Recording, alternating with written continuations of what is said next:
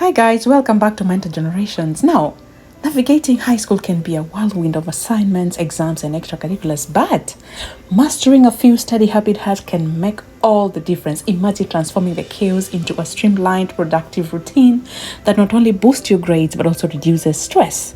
From creating study schedules that fits your life to using powerful tools like flashcards or mind maps, these top 10 study hacks are designed to help you ace your exams, stay organized, and make the most of your high school experience. Now, ready to elevate your study game?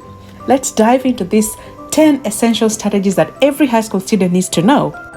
1. Create a study schedule. Why? This is because structuring your time helps you to stay organized and ensures you cover all subjects. But how? Well, you can use a planner or an app to map out daily and weekly study goals. This helps you to break tasks into smaller manageable chunks. Now, this would require a smartphone or a computer and internet, but don't worry, if you don't have that, then that's fine. You can map these out with the help of your teacher, parent, or study buddy, or ideally all of them.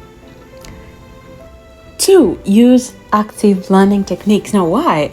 Well, engaging with the material in different ways enhances understanding and retention. It's just how the brain is programmed to work. But how do you do this? Well, 1, you can practice self-quizzing. 2, teach the material to somebody else, a study buddy. Like I always say in my other videos, I've always emphasized, always have a study buddy.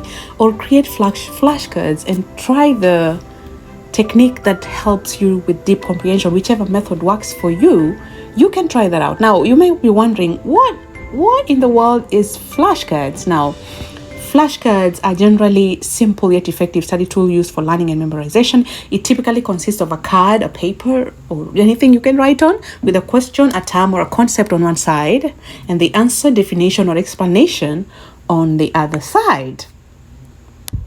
Please remember to subscribe to the channel to get more content like this, and please let me know your thoughts in the comment section. And you want to wait up to get all the 10 strategies, and you can note them down, get a pen and paper and just note these points down, so just in case you forget, then you have a place to refer to. It's always good to jot down points because that way you have a backup just in case you forget. Now, number 3, apply the Pomodoro technique. Now, this is a technique that emphasizes on short focused study sessions that give breaks in between, and this prevents burnout and improves concentration. But how? Well, so let's say you have a day to study. Let's say you're home in the holidays and stuff. You can study for 25 minutes, then take a 5-minute break. And after 4 cycles of that, take a longer break of say 15 to 30 minutes, just, relaxing or chilling or doing whatever it is else apart from studying. Now, it has been shown that it prevents burnout, prevents you getting bored with your studies, and improves concentration. 4. Organize your study space. Now, a tidy, dedicated space minimizes distractions and maximizes focus. How do you do this? Keep your study area clean. It should be well lit. It should be equipped with all the necessary supplies if you can, and personalize it to make it more inviting. Put stuff that make you feel whole. I remember as a student, you won't believe this, but I would read with headphones in my ears because just playing instrumental music to my ears would just make me be in that study mood and just focus. Whatever works for you is fine. You don't have to be in a mansion to do this. Whatever is your study area, keep it tidy, keep it clean, personalize it to however you want it if you can, because that is sure one way of getting good grades in your exams as a high schooler or even as a college student. Your environment matters. Don't just study in some shoddy place. You're not taking good care of it. Keep it clean. 5. Utilize mind maps and diagrams. Now, you may be wondering, what are mind maps? Now, a mind map is a visual tool used to organize and represent information. It is particularly useful in brainstorming, studying, and planning. Now, what is a mind map and how does it work? Just like I've said, it's a visual tool. You write down what you see, but it's structured in a way that it has the central idea, and then it has branches and sub-branches and keywords and images. Many times these expand. Sometimes it's color coded. There are even apps to create mind maps, but let's not go there. What I'm talking about is one that you create with pen and paper. Okay, now this The benefits are for enhancing understanding because it helps you organize and structure information in a way that highlights relationships and hierarchies, improves memory because it gives visual and spatial representation of information which can aid recall and retention, and it stimulates creativity which encourages free-flowing thought and exploration of different perspectives and connections. But the tip to mind mapping is you better keep it simple, be creative, stay organized, and review and revise the mind maps. Now, when do you use the mind maps? Just like I said, it's helps you to have a visual aid which helps in organizing information and seeing connection between concepts. But how? Well, create mind maps for complex topics, like use charts or draw diagrams to visualize relationships and processes. Let's say in chemistry, you're doing a practical session of whatever breakdown process, or even biological processes like photosynthesis and cell respiration. I mean, these are processes that are connected, So a mind map will help you to condense all these concepts into one and for you to be able to see connections between. 6, incorporate multisensory learning. Why? Well, engaging multiple senses can improve memory and understanding. How? Read aloud, use color-coded notes, and watch educational videos, just like this one, for example, and incorporate auditory, visual, and kinesthetic elements. Why am I saying this? I'm saying this because just how the brain works. You use all your senses, you learn better. I remember in high school, I would sometimes read aloud like I'm reading. You may think I'm talking to somebody, but I was just reading aloud. And I remember even my notes, I would write the title in a red pen and then a subtitle in black. And then I would have the rest of the body of the notes with blue, but I would highlight the keywords in my notes. And it would just be visually appealing, very nice to read, very well organized. And that really helps to improve understanding, gives ease in reading because of the use of color. Even just color coding your notes, as simple as that, gives you an edge towards, understanding your learning and, grasping the content and concept, So yeah, incorporate the multisensory learning and you will thank me later for that. 7, stay healthy. Now, in staying healthy, this incorporates quite a number of elements like sleep. The impact of sleep on your studies cannot be overemphasized. Adequate sleep is crucial for memory consolidation, problem solving, and overall brain function. Poor sleep can impair attention, learning, and decision making. Make sure you're getting enough sleep. Don't stay too long on your smartphone or your gadgets playing games, Roblox or whatever that is, on too long. It's always good to get at least, between 6, at least more than 6 hours or thereabout of regular sleep, and create a calming bedtime routine and avoid screens before bed. In fact, if you're watching this video and it's nighttime, please, if it's past midnight, we will continue tomorrow. Please sleep. Nutrition is the other element. A balanced diet, if you can get it, that's really key towards supporting brain health. And just eating healthy fruit, veggies, whole grains, lean meats, omega-3 fatty acids found in fish, staying hydrated, limit processed foods and sugars. Hey, KFC, McDonald's, I'm not saying those foods are bad, but limit eating processed foods. Physical exercise, it's good to engage in co-curricular activities as well when it comes to staying healthy, because that boosts blood flow to the brain, it supports growth of new neurons, and enhances mood and cognitive function. Is linked to improved memory, attention, and executive function. At least 150 minutes of moderate aerobic activity per week combined with strength training can help. I mean, you're young, come on, go do the extracurricular activities at school. Engage in sports, it's very important. And take care of your stress. I mean, stress management has a very huge impact on cognition, because chronic stress or having stress all the time negatively affects memory, attention, and decision making. I know being a teenager, high schooler, or being in campus is hard, but come on, you have to have a way of managing this, because if you don't, then it can lead to emotional imbalance and mental fatigue, and that will only increase the problems even with your studies. So practice relaxation techniques and mindfulness, deep breathing, engage in hobbies, and maintain social connections. It's good to connect with good friends, just have a good time at home or visit each other in environments that are healthy and welcoming. And yeah, that will help you towards staying healthy. And on social interaction, it's really good. Social engagement. Humans are social beings. Don't just be all by yourself. It enhances your mental being. Stay connected to friends and family. Join clubs and groups and engage in community activities if you can. And in staying healthy, avoid harmful substances. Substances like excessive alcohol, drugs, and nicotine can impair, among others, cognition, cognitive function, and overall brain health. Limit and avoid alcohol and drug use, and seek help if you're struggling with substance abuse. I know there's lots of peer pressure going on, and sometimes you just want to fit in and just be with your friends. But look, it's about your life. It's about your decisions. You got to stand your ground and stand up for yourself.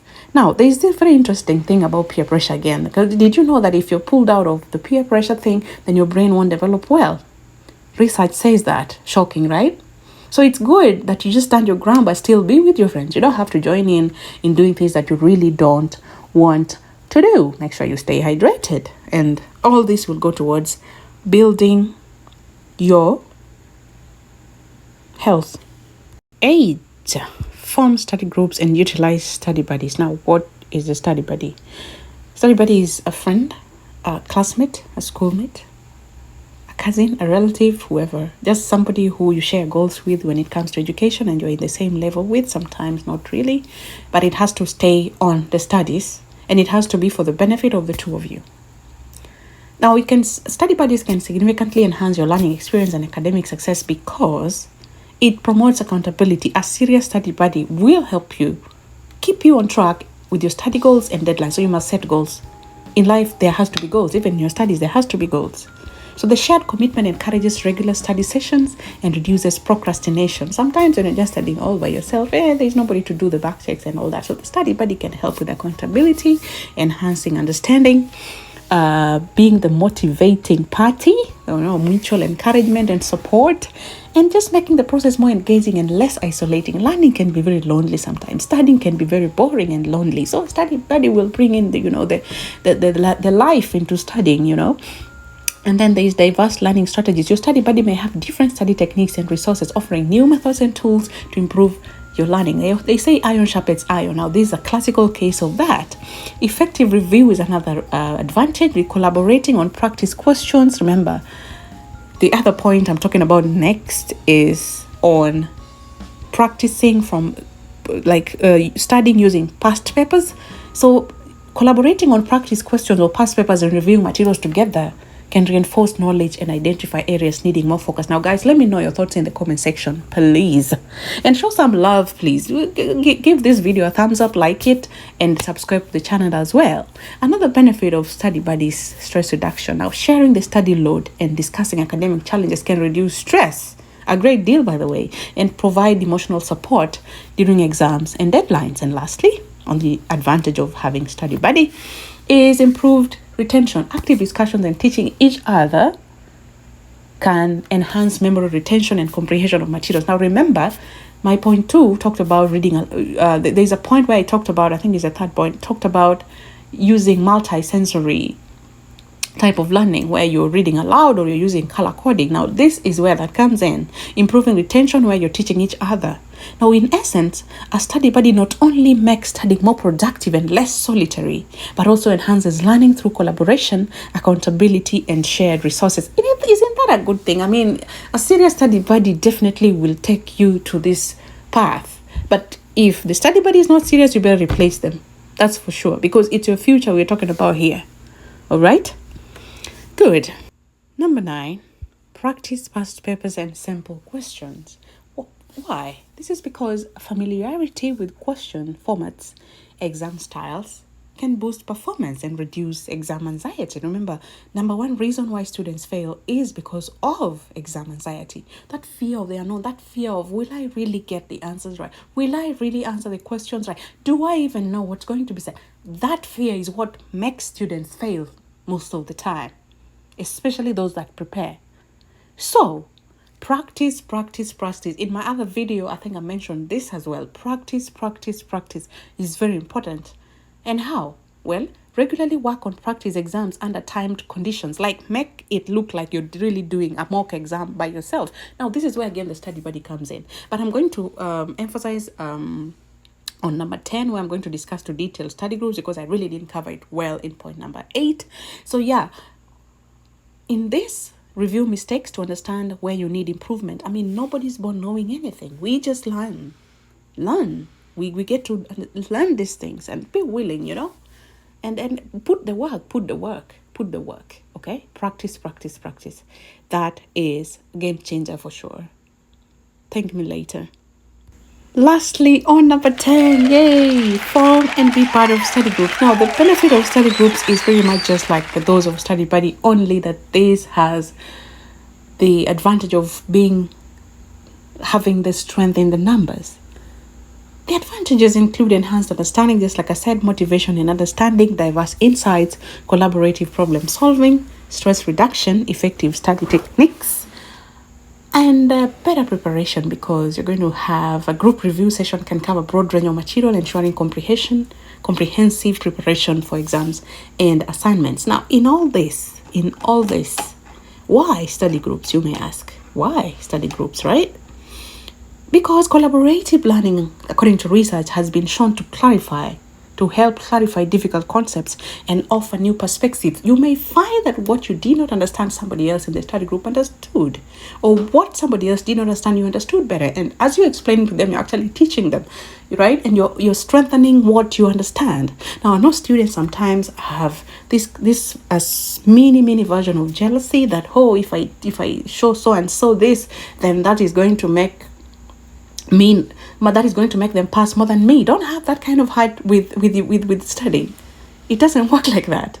It is in you showing them what you know and teaching them what they don't understand, if they're willing to learn, that you learn even better. All right? A student has never been better than their teacher, right? Especially with content. So, what are we saying?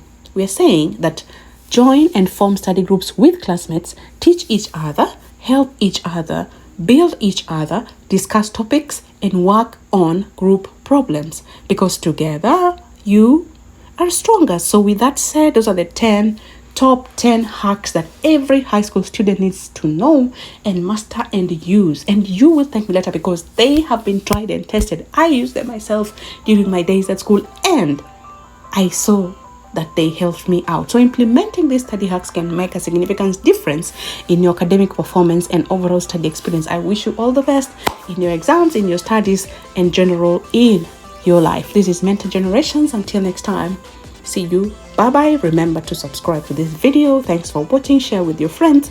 And remember to leave a comment down below.